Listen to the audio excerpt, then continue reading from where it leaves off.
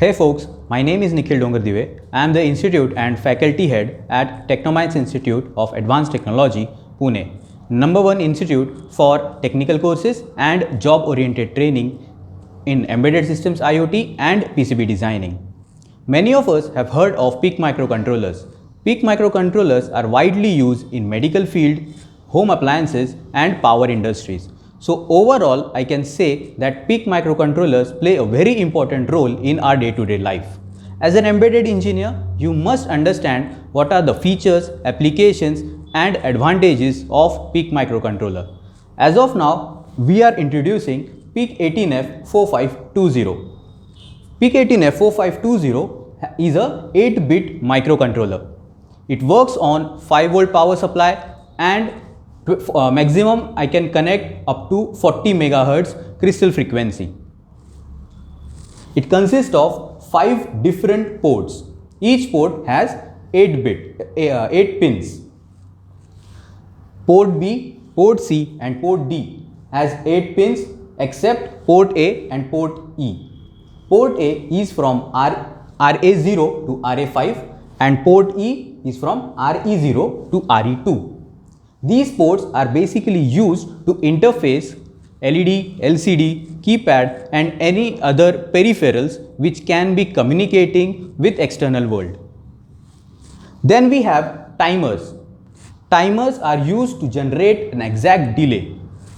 So it has 4 different timers from 8-bit to 16-bit. It has memories. Okay, so internal memories. PIC microcontroller has inbuilt memories with flash memory consisting of 32 KB. Flash memory is used to store the program. It will be used to store a permanent data.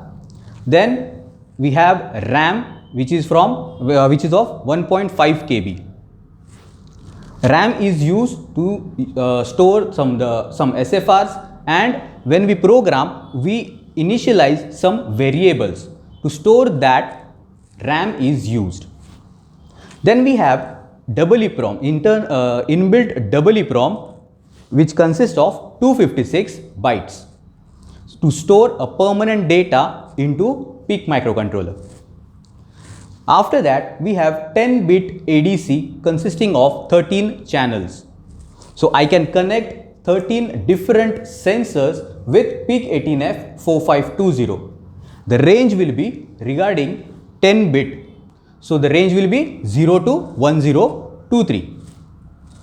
Then later it has CCP module, capture, compare and external PWM. So capture is used to store the data from each and every SFR.